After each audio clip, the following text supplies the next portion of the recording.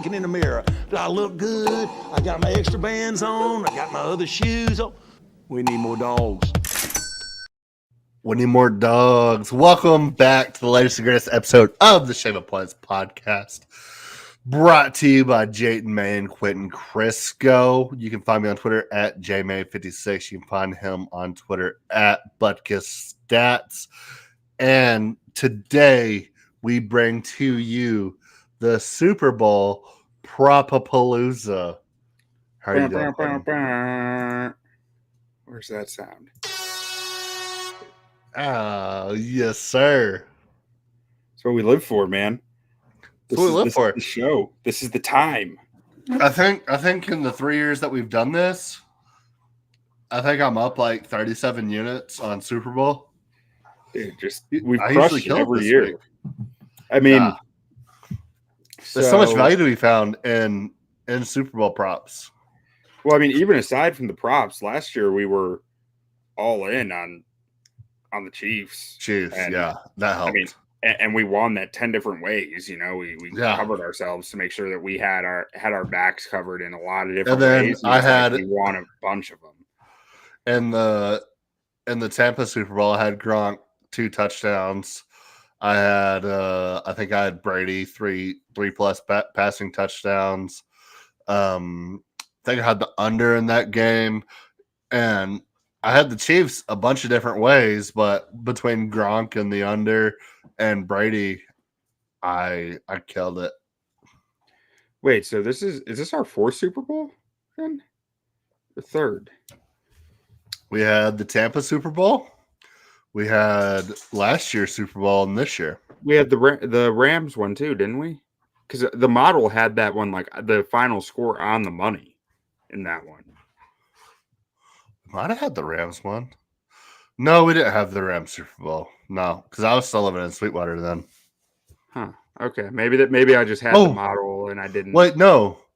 I was thinking Rams Patriots. You're talking Rams Bengals. Yeah. Yeah, we might have had all 3 of those. We definitely had a show for Rams Bengals. So this is our 4th. Yeah. Oh, look at us. Or maybe we didn't have the Tampa Super Bowl. That was just me personally. Yeah, we might not have. I mean, we've been discussing Super Bowl props for years. Yeah, absolutely. So we've been crushing it on Super Bowl. We're back for more. I've honestly, so this will be interesting because this is probably the least research I've put into the Super Bowl because I've just been like up to my neck in draft prospects and watching tape. So I'm not probably as well versed as I was the previous years, but I still feel confident in what I got. Yeah, so I didn't go as deep as I normally do, but mainly because like I don't know where to go with the Super Bowl. But I think I found good value for what I found. Yeah. And I think I have some really, really high value bets that have a good chance of hitting that we can still make money on. I think the weird thing, we talked about this a little pre-show with this year's Super Bowl, is like it's not. I think it's going to be a weird game. I think it's going to be like a lot. There's Casey's defense is so good, but I mean, I think there's going to be a lot of stalemate in there. So it's Debo's health is questionable. Yeah. Yeah. No. I feel like it goes a lot of different ways. Like, let's get into the basics here, okay?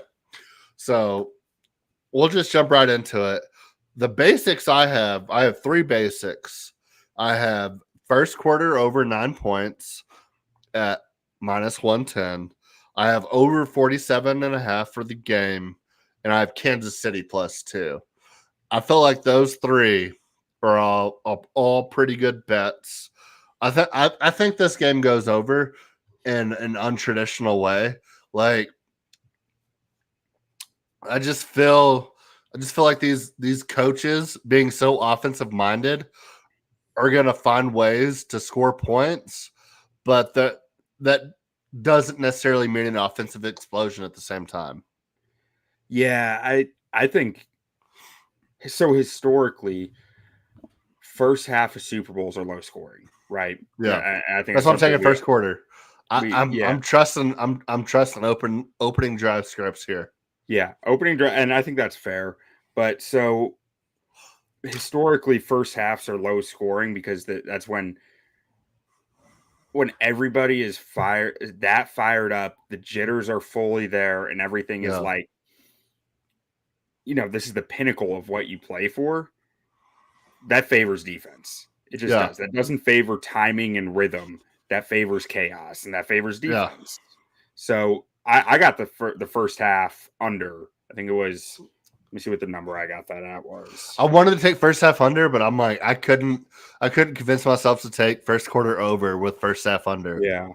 I couldn't make myself do both. Yeah. I've got first half under 23.5. Yeah. And I have a bet that I even like more than that. Highest scoring half, second half at -115. I mean, I think that's a bet I take almost every year. That's just clockwork. Yeah. Yeah. I think that's solid choice there. Yeah.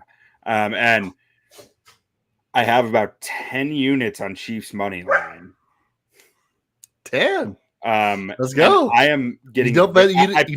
I placed all of those within an hour of Super Bowl lines being posted, and I'm starting to get nervous. Yeah, because either Vegas is going to lose a lot or everyone else is going to lose a lot. Because I haven't talked to anyone who's on the 49ers, and that number is still there. Yeah, I mean, it's Patrick Mahomes against arguably the worst quarterback he's faced in a Super Bowl, other than Jimmy Garoppolo, where Patrick Mahomes had to overcome a double-digit lead the last time they played this team in the Super Bowl. And this Niners defense is nowhere near what that defense was. Like they haven't really not been a strong unit down the stretch here. And Chase Young, who played for him down the stretch, is supposedly getting benched for this game because he's so disinterested in just playing football, it seems like. Yeah, it's a weird game. It's a very weird game. And the Chiefs' offense isn't nearly what it was the last time these two teams played. Also, when you talk about the 49ers defense not being what it was. Yeah, we're in for a weird one. Man, I mean, the Niners' run defense has really struggled down since probably about week 11, week 12. Since week 11, they've been like middle of the pack as a run defense. And I think that's really been the way that you beat them is with the run. But the Chiefs' offense isn't exactly a strong rushing offense. Like they get it done, but they're not very efficient about it. I don't know. But Andy Reid can always get it going. Andy Reid will figure something out. I know that. So, and you look at the strength of these teams, like Kansas City's offense. I mean, yeah, Pat Mahomes is awesome, but the strength of their offense is their O-line. And they're going to be going up against the strength of the Niners defense, which is the D-line. I don't know. Just at some point, you're just kind of trusting that Mahomes is going to get it done here. And that's where I'm at. Yeah. And I mean, there's worse places to put your trust in too. Yeah, absolutely. I mean, and so one thing I do want to talk a little bit about is, you watch the Chiefs going through the playoffs, and like last game against Baltimore, everyone's like, where'd Odell Beckham go? Where'd their receivers go? And I think it gets lost because they're not in the broadcast view, but the Chiefs corners have been eating souls. Like they have just been destroying people. It hasn't been so much. Been fantastic. I am tired of hearing that the Ravens lost that game just because no one can see the cornerbacks on the broadcast view. The Chiefs won that game. The Chiefs put them in timeout. They got out to an early lead and coasted. Yeah, because they could, because their cornerbacks were that good that they could just shut down a passing offense. Yeah, no disrespect to anybody on that team, but I think if the Chiefs would have had to stay in a shootout, I think they had the ability to do that. But I think they played it close to the chest. They got out to an early lead and said, we're going to make you beat us until you can't, or until we can't keep up. And it played into their hand perfectly. Like, I don't think Baltimore lost that game. Like, yeah, you could say the Zay Flowers fumble and all of that, but it's like at the same time you did nothing all game, and the Chiefs, like Patrick Mahomes did nothing that game, and they won the game. And you're telling me that in a situation where Patrick Mahomes would have had to make plays, he wouldn't have been able to do it. Like, I think the Chiefs win that game no matter what. Yeah, my point is really just that there is not another defense like this, like the Chiefs in the NFL right now. They are so multiple in so many ways. I was trying to throw together their expected starters today on defense. They have 5 different linebackers who get regular play time, 4 different cornerbacks who get regular play time, and 3 different safeties who get regular play time. That's not normal. Yeah. Spagnuolo has built just a disgusting machine that can chew you up and spit you out. The same Spagnuolo that beat Brady twice. And has all these defensive backs who can just destroy you in man coverage. Yeah. Like, it's, I mean, maybe Ayuk can break one in this game, but no one has against it. Yeah. No one has crushed their man coverage all year. Like, these guys are playing lights out defense, and I don't think that's getting enough talk. No, I agree 100%.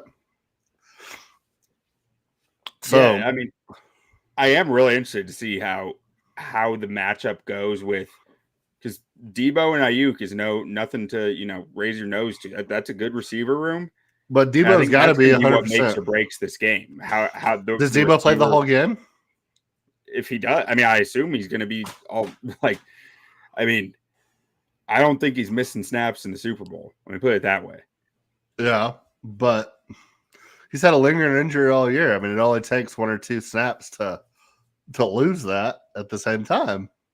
Yeah, I mean, maybe, but I think he's going to be doing everything within his power to be out there, and usually guys tend to stay out there. I think he starts the game, but I mean, you aggravate something like a soft tissue, and if you can't go, you can't go. And I don't think he finishes this game.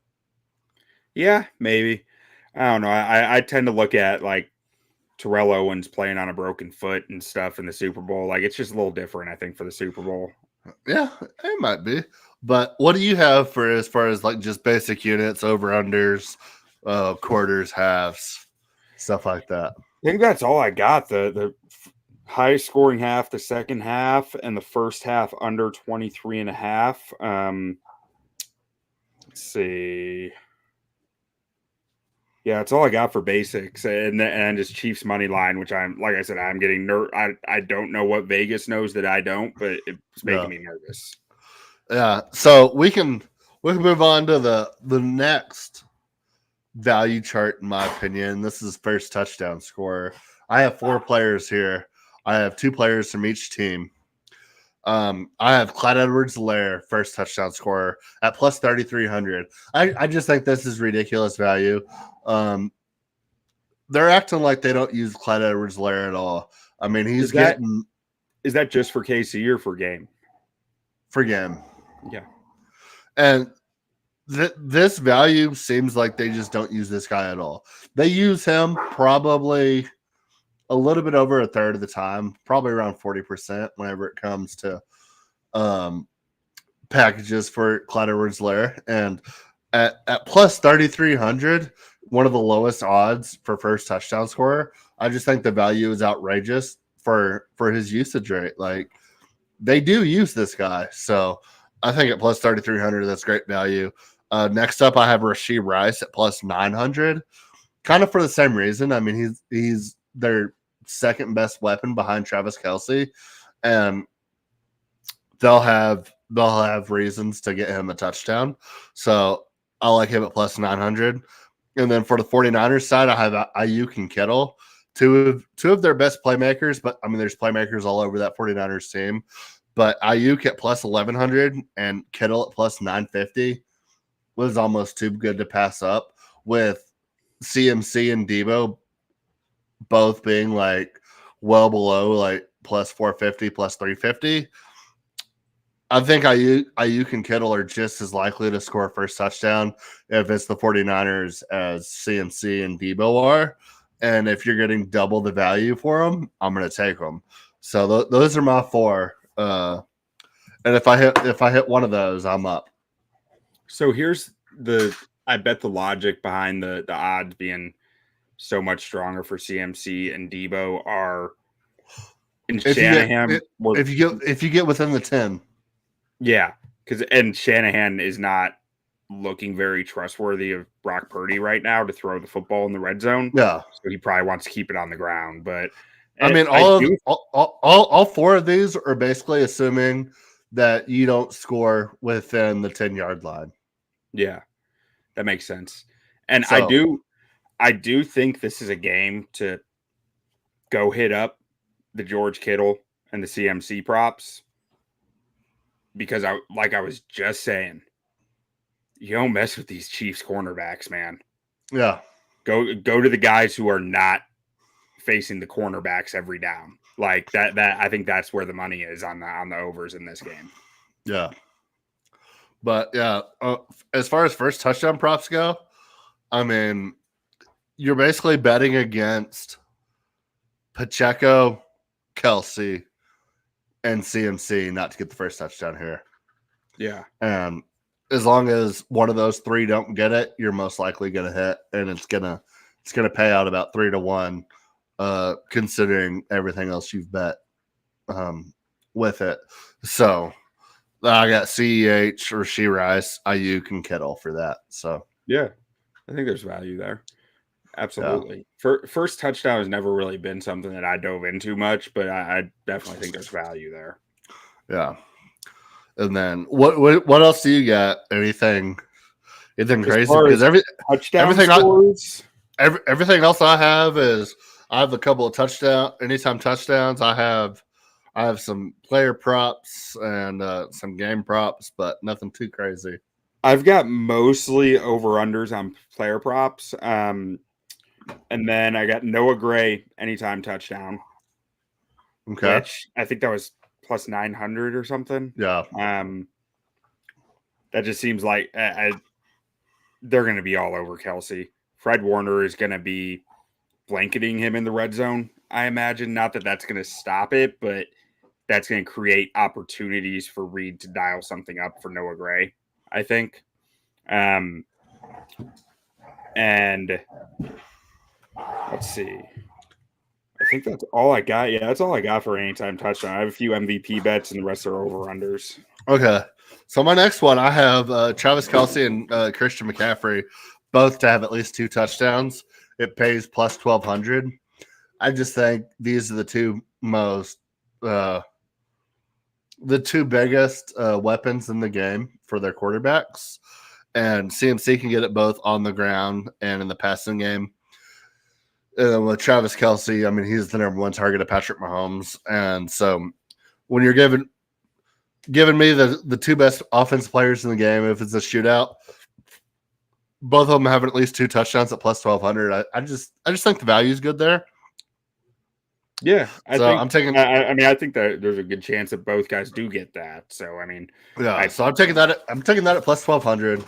So I mean, 1 to 12, and it wouldn't surprise me one bit if this hits in the first half, because this could be part of the game script, getting either CMC involved or getting Kelsey involved, especially around the red zone area. CMC can score from anywhere. Travis Kelce can score from anywhere. So, yeah, I love the value there. And with these 2 offenses, minds, with Big Red going against Shanahan, I think they're going to try to get their guys fed early and often. And I just love that value at plus 1,200 for both of those guys. Yeah. Yeah, I don't know. One thing that's interesting here is like you do have two, I guess, offenses that have mostly been here before. I mean, I guess I say that, but I don't know. The 49ers, maybe not, because Brock Purdy hasn't been here before. Trent Williams hasn't been here before. CMC Christian hasn't been McCaffrey here hasn't before. been here A before. lot of that O-line is Brandon turned Ayuk over hasn't been here since before. then. Was Ayuk was with them at the first time, I think. I thought he was drafted the year after. Because it was Debo and it was Maybe he was. Who was the dude that Jimmy G overthrew in the Super Bowl that basically lost him the game? Oh, it wasn't Ayuk. He played for the Broncos for years. Emmanuel Yeah. Sanders. Emmanuel You're right. Sanders, Yeah, Ayuk wasn't there. So, I mean, the Chiefs Basically, offense has been here before. The San Fran offense really hasn't. It's mostly new guys. But much more talented than they were last time. Much more talented, but on paper. I think they'll get more sticker shock in the first half, though. Yeah. But, I mean, Trent Williams is a veteran. Christian McCaffrey is a veteran. So, I mean, and I know you can't really prepare for a Super Bowl and what goes into a Super Bowl, but those two guys, like, I would be willing to bet my money that those two guys are locked in and ready to go. Yeah, the guys like Ayuk, the Super Bowl is where it gets weird though, because like your halftime is double for the Super Bowl, right?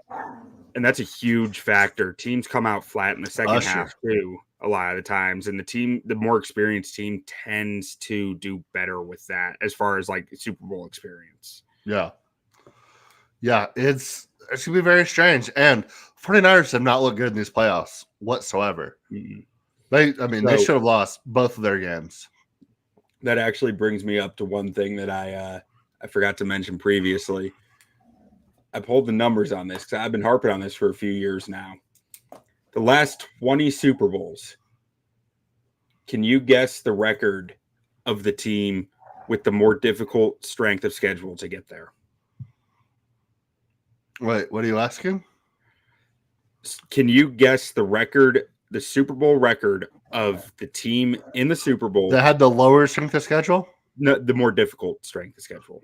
Oh, in the last how many years? 20 years. 18-2. 16-4. You know who? Hold on, I'm gonna yell at dogs. 4 teams were Tom Brady teams. Exactly, Tom Brady teams. I saw the stat. You know who follow you on Twitter. You know who has the tougher strength schedule this year? Kansas City Chiefs, number 1 in the league. Mm-hmm. Another thing that makes me feel good about the Chiefs, and then I just look at the Vegas line and I'm like, what is happening? Yeah, you have the hardest strength of schedule, and you have an all-time great quarterback against. I mean, I'm so tired of the Brock Purdy hate because of how well he played this season. Because as a Cowboys fan, I remember watching Week 7 when we played the 49ers, and it was like, we're gonna shut down Christian McCaffrey, and we're gonna make Brock Purdy beat us, and he beat the fuck out of us, beat us like 49-7 or whatever it was. Like, Brock Purdy's good, but he's not Patrick Mahomes. And if things don't go his way, he hasn't proven to like elevate his team to a level that can go out there and win a must-win game compared to a guy like Patrick Mahomes. So, yeah, I mean, that stat obviously looks even better for the Chiefs, because when you look at some of the Chiefs' losses, even against the most difficult strength of schedule, Week 1 against the Lions when they lost and the Kadarius Toney drops, or when they lost against the Bills and the Kadarius Toney drops, or when they lost against the Jets and the Kadarius Toney drops. Like, I don't know why they kept losing these games. Like, I can't really pinpoint it, but like, there was a lot of games they should have won that they didn't win because like things just didn't come together, and I don't know what it was. Yeah, there was an MVS drop in there too that cost them. Yeah, even some Travis Kelce drops. Yeah, some Travis Kelce drops lost them some games this year. Yeah, they did. It was his worst season. Travis Kelce's probably worst season in 8 years. Yeah, I'll tell you what, boy. he looks good in the playoffs. Oh man. He just like turned on the ignition, was like, I'm back. Like, yeah, I mean, and it's pretty hard to stop a Travis Kelce at full strength. yeah. Nobody's really been able to do it. And there's been some rumors about him retiring. I don't think he retires. I think Jason retires, and I think it would be all fun in the sun. New Heights podcast retiring at the same time, moving into the media game.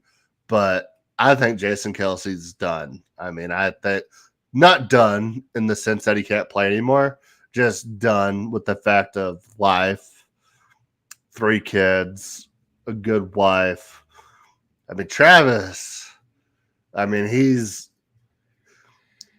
entering legend territory, breaking Jerry Rice's records in the playoffs, stuff like that, with a lot more left in the tank. Doesn't have the wife, doesn't have the kids.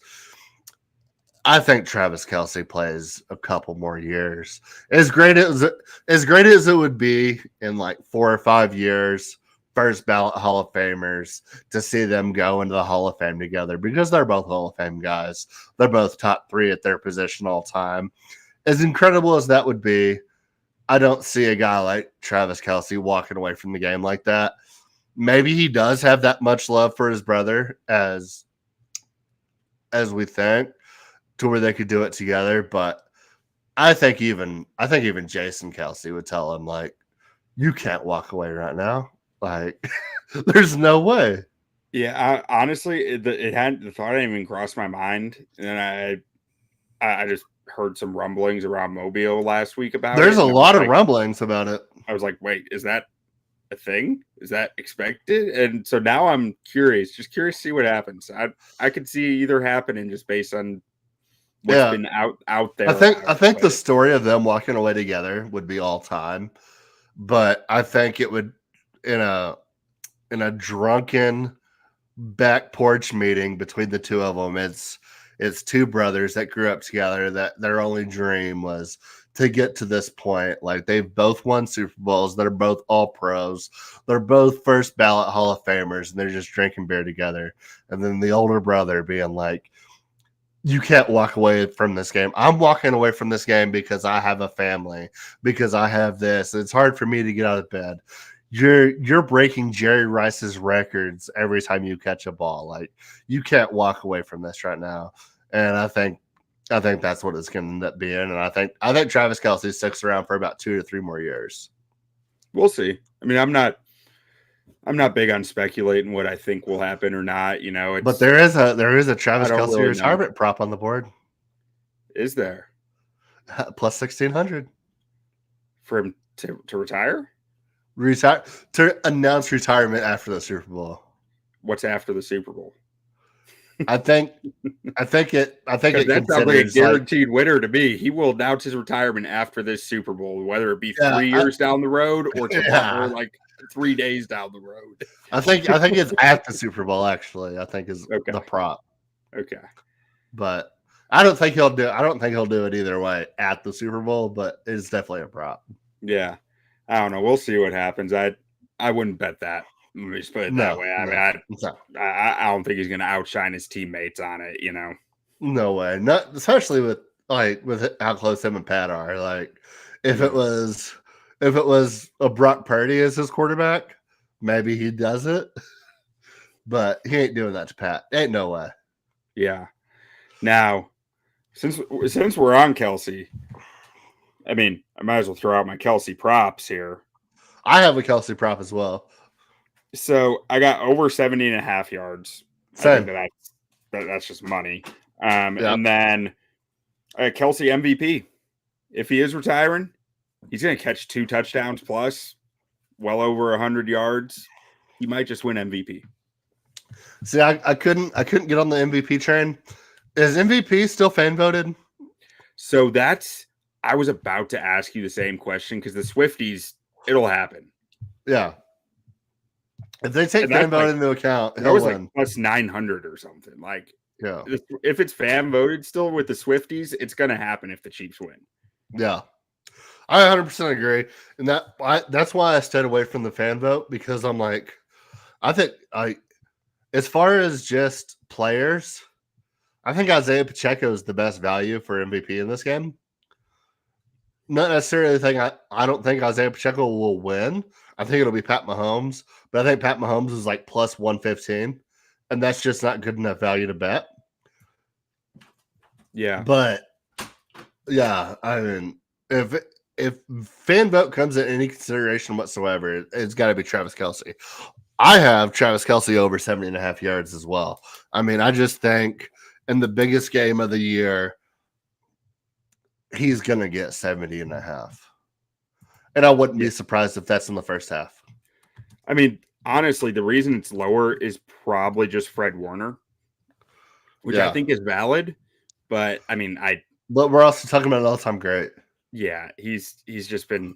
Fred Warner is also an all-time great, but I mean, he did it against Travis a defense that was really good at stopping tight ends last week too. You know. Yeah. I love over 70.5. My next one I have here is I have Juwan Jennings over 1 catch for plus 130. I think even if Debo plays the whole game, he's going to have to take some time off.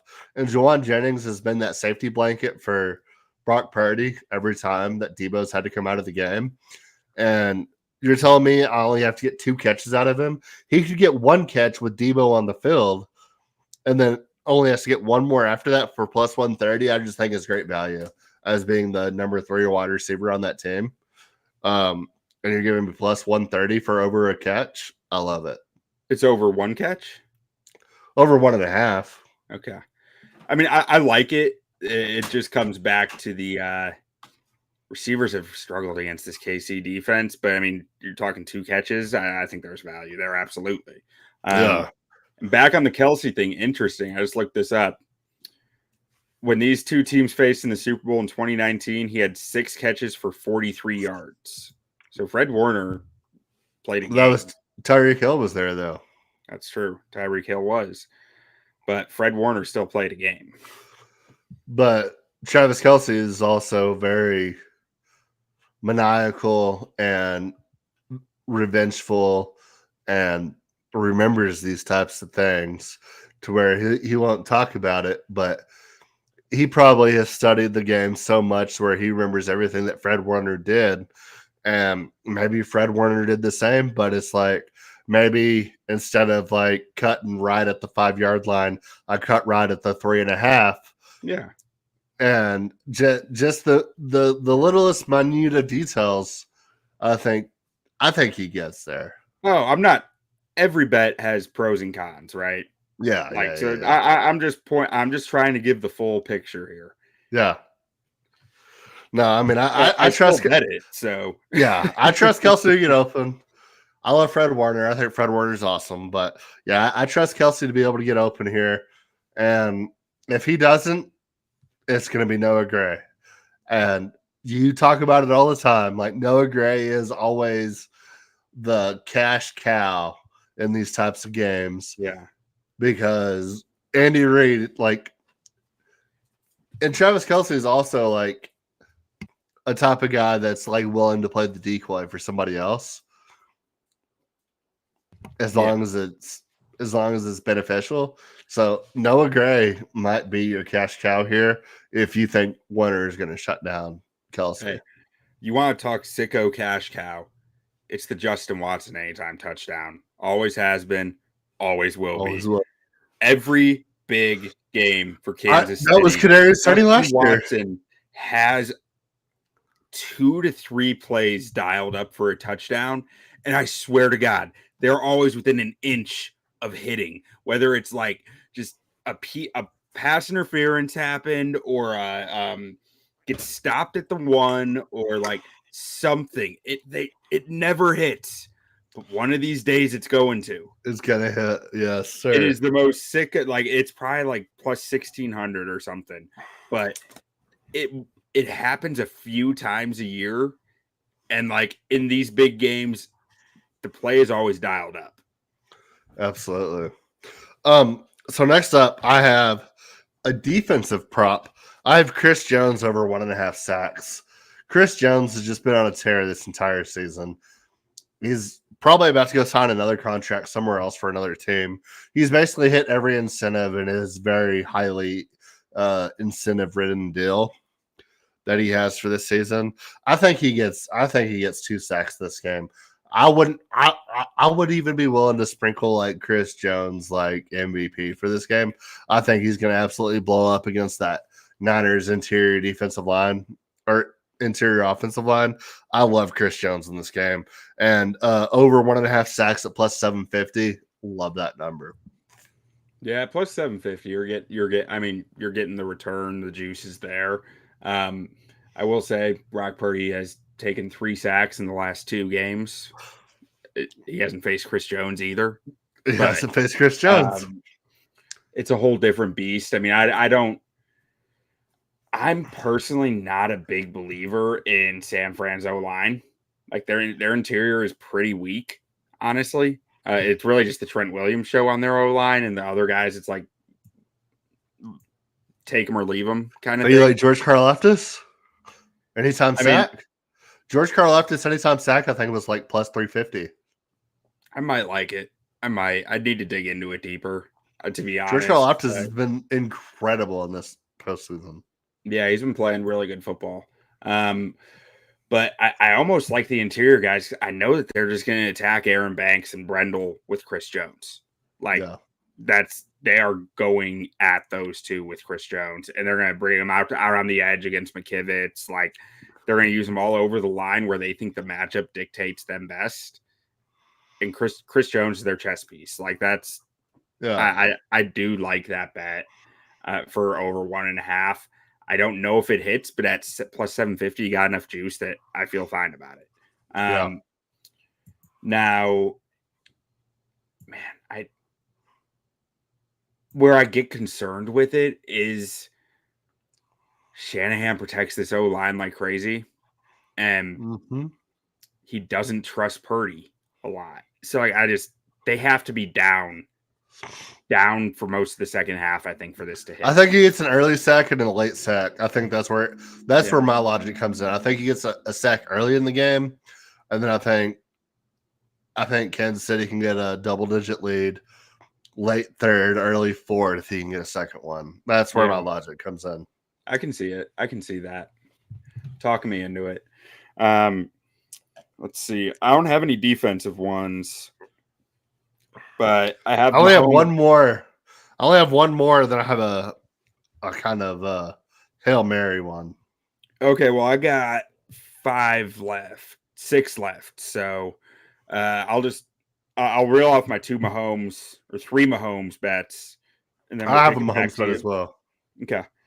So my first one is under a half interception, so no interceptions for Mahomes.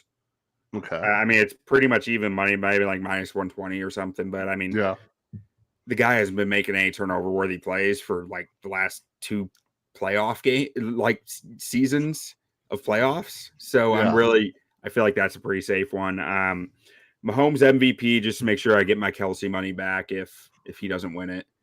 Yeah, this is like plus 120 or something. So no real value there. That's just a hedge. I feel like it's an automatic play. And then Mahomes over rushing yards over 25.5. That's the one I have.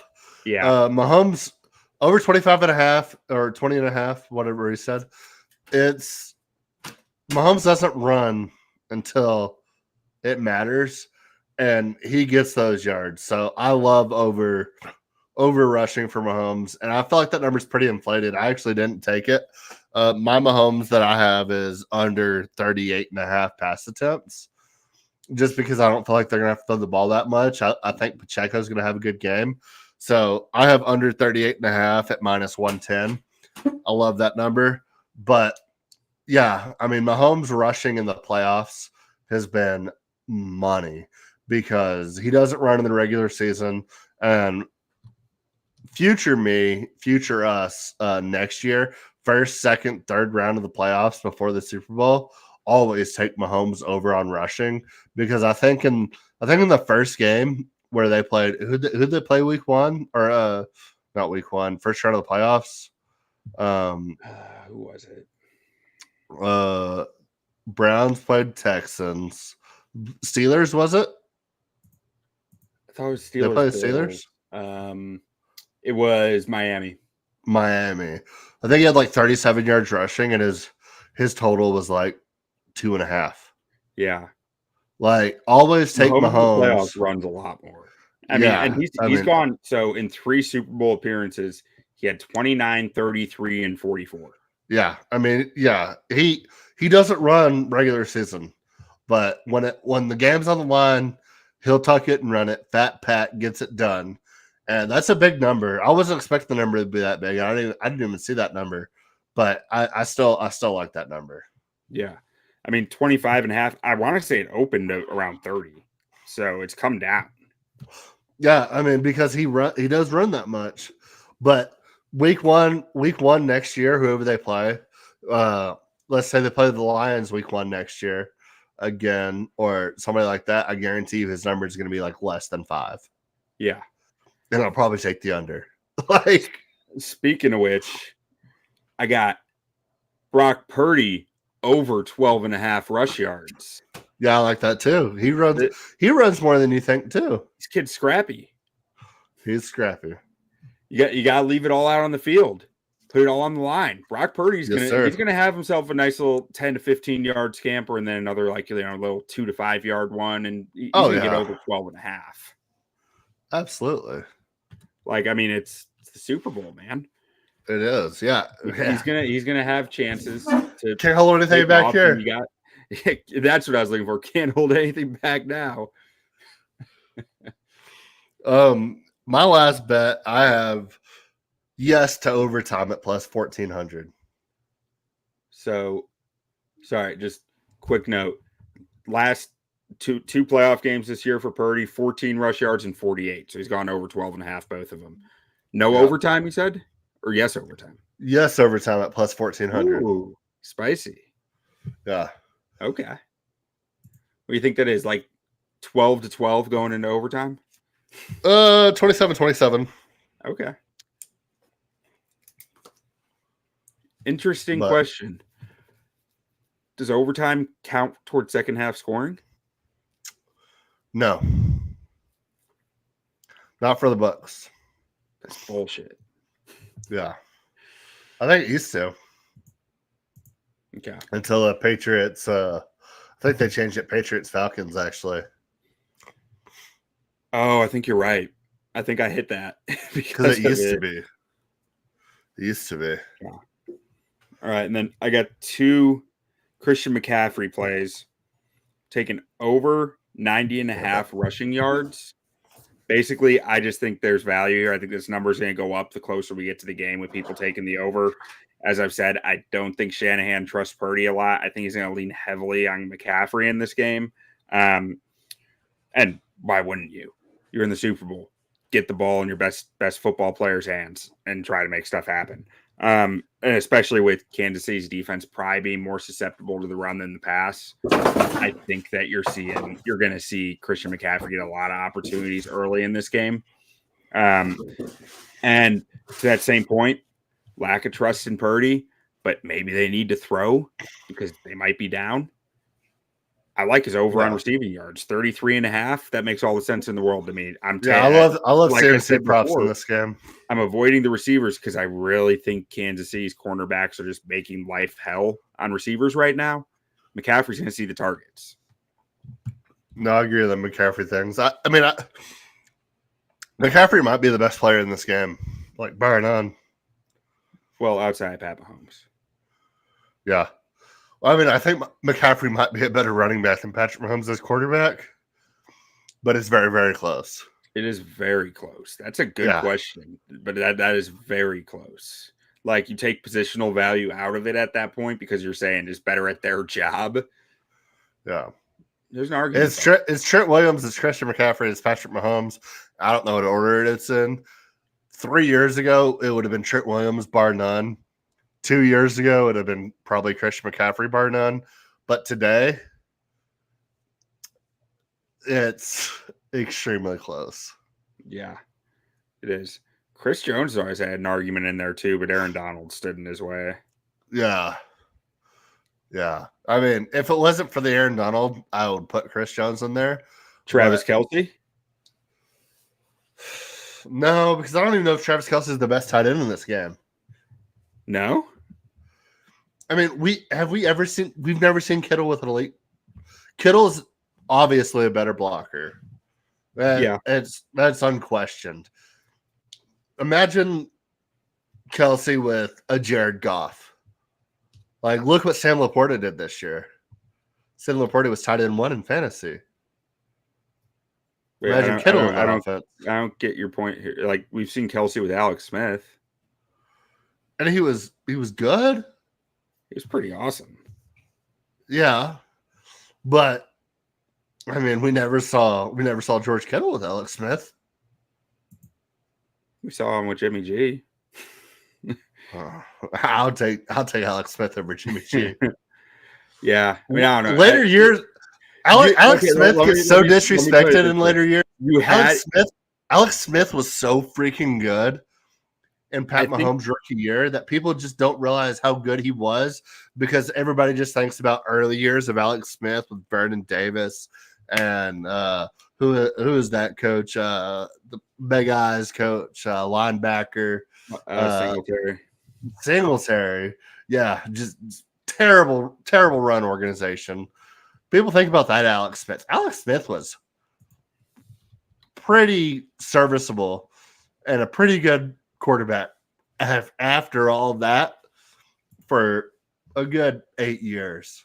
I mean, so Jimmy G's best season was under like almost 4,000, like 3,980 yards, 27 touchdowns. Or I'm sorry, Jimmy G's best year, 3,980 yards, 27 touchdowns, 13 picks. Alex Smith's best year in KC, 4,000 yards, 26 touchdowns, 5 picks. So 7 fewer picks, but otherwise pretty much identical numbers. So I'll give that to you. But you had me more on the Kittle versus Kelce argument with the blocking than you did with Alex Smith. Oh, yeah, I mean, absolutely. Like, I'm just talking about like overall, like just better tight end right this second. Like, are you saying if I'm on a game winning drive, I'm taking Kelce over Kittle all day, every day. Mm-hmm. If I'm in a 1-game playoff to where like this game matters more than anything, you could not throw the ball to Kittle one time and his blocking value is so high that I'll probably take him. I think a lot of that boils down to what you're running on offense, though. Yeah, absolutely. But I'm just saying, like, they both have different strengths. If I'm on a game-winning drive, I'm taking Kelce. If I'm in a must-win game to where the game can go either direction, I might be run-heavy, I might be pass-heavy. It doesn't matter. I'll probably take Kittle. But if game on the line, 1 minute and 20 seconds left, I got to go score a touchdown, I'm taking Kelce 100 times out of 100. All right. How about Joe Tooney? He's not playing. Oh, is he not? I thought he was going to be good to go. I thought I saw Schefter say today that he's not playing. I mean, you very well might have. I spent my day watching college linebackers, so. Oh, yeah. Unfortunately, I do not think he's playing. I do not think he's playing. Damn. Says he's a long shot. So there's still a chance. So you're telling me there's a chance? You're telling me there's a chance. Boy, oh boy. What about Creed Humphrey? Very good. Best center? I think if it wasn't for Creed Humphrey, Jason Kelce would be playing in Kansas City next year. I can see that's how good Creed Humphrey is. So is he in the argument for best center in the NFL, though, like we were talking? Oh, absolutely. I think he's definitely top 3. I think if Creed Humphrey was a middle of the road center but pretty good, I I think Andy Reid in his old age with his connections would 100% let Creed Humphrey go or trade him to sign a Jason Kelsey to have the Kelsey brothers with Mahomes make one more run. Because I think from what I've heard from the Kelsey brothers and Andy Reid, I think Jason Kelsey might be Andy Reid's favorite person to ever walk the earth. He drafted him. No, yeah, I'm very well aware of that, but I think after the fact and everything else that goes into it, I mean, I still think his favorite person might be Jason Kelsey, and I mean, I'm that saying includes I can buy it. A that coach, includes Patrick Mahomes, who's brought him 2 Super Bowls. a head coach with an offensive line background who drafted his center in Philadelphia In the 6th round, Yeah, a 6th round that all guy day. that came in that became goated. Yeah, absolutely. How about Fred Warner? Very, very good. Hall of Famer. Yeah. What are we talking about here? You were saying Yes. the best player at their position in this. Yeah. Fred Warner. I would say he's the best player at his position. Yeah, I think he is. I think he's the only linebacker in the NFL right now, if not Roquan Smith. If not only one of a few. No, Roquan doesn't fit this criteria. Who can play?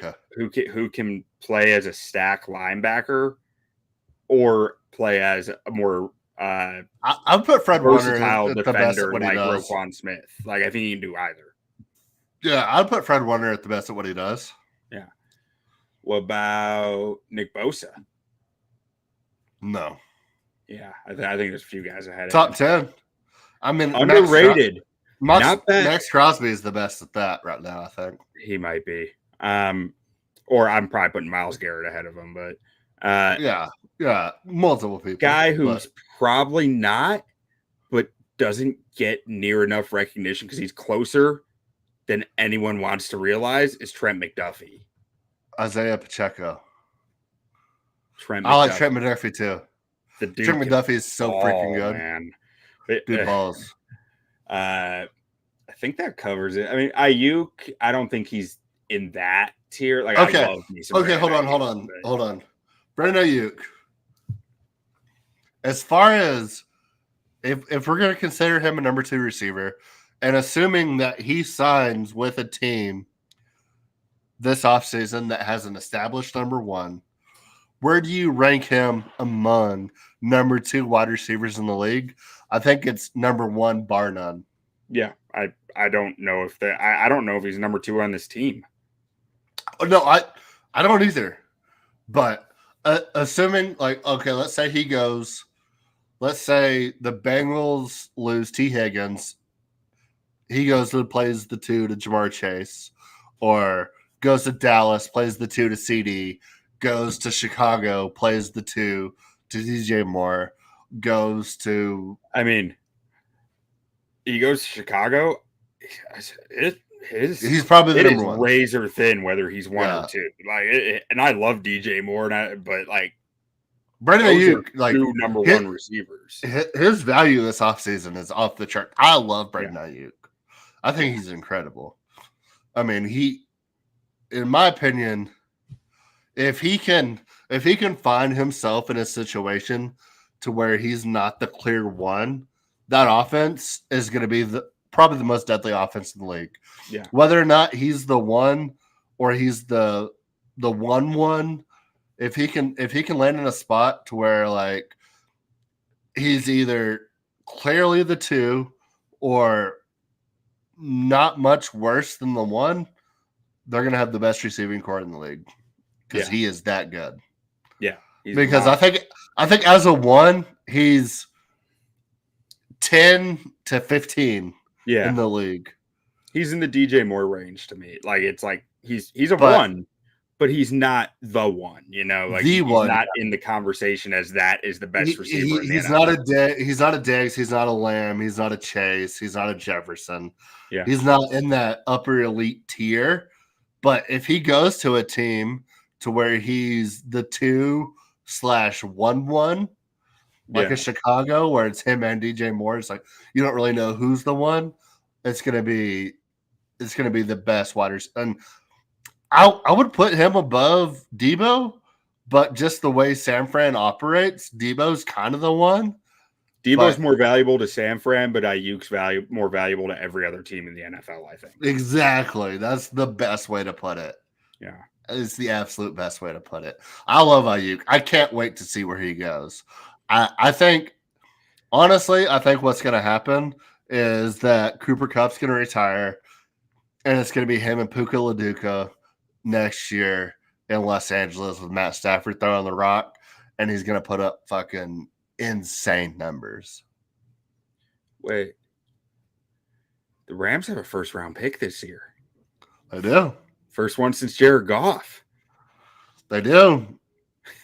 And they're probably going to address O-line. Or corner.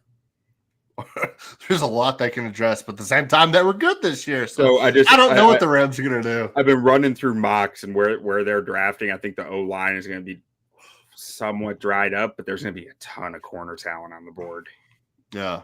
Yeah. The Rams are, I mean, if Stafford plays for 3 more years, they can definitely build something before he retires and make another Super Bowl run. Yeah. It just depends on Stafford's window. Yeah, it does. I mean, but I'm not counting him out. Year to year with him, man. I don't know what to think of it. Like I didn't think he was going to play this year. Yeah. I mean, he was dealing with like a career-ending back injury going into the season. Yeah. And then they just walked into the playoffs. And he looks like a fucking dog the whole way. Like, and then all of a sudden Puka Laduca is fantastic. And Cooper Kupp, who is like the most reliable receiver in the league, looks washed up. So who knows? McVay's a witch. Never count them out. But that's going to be it for the Palooza Super Bowl week. Got to give a shout out to our Detroit Lions. Heartbroken about that loss, but hopefully they'll be back. We gotta find a team for next year. I already got a couple in my mind about teams we can't sleep on. We nailed the Lions. We were 2 years early on the Lions. Absolutely nailed the Texans. Next year, I have a team in mind, so we'll see. Yeah, but we've been good. We've been good on calling it. Draft classes and free agency and all that play out first, and coaching staffs and dive into them. Which, don't forget, we will be here all off season previewing every team in the NFL. I'm so excited for off season. Yep, so excited for off season. But that'll do it. We'll see y'all later. Don't sleep on Patty Mahomes and the boys. All Patty Mahomes does is win Super Bowls, so you can't sleep on it. Don't do it. You play to win the game. Hello? You play to win the game. You don't play to just play it.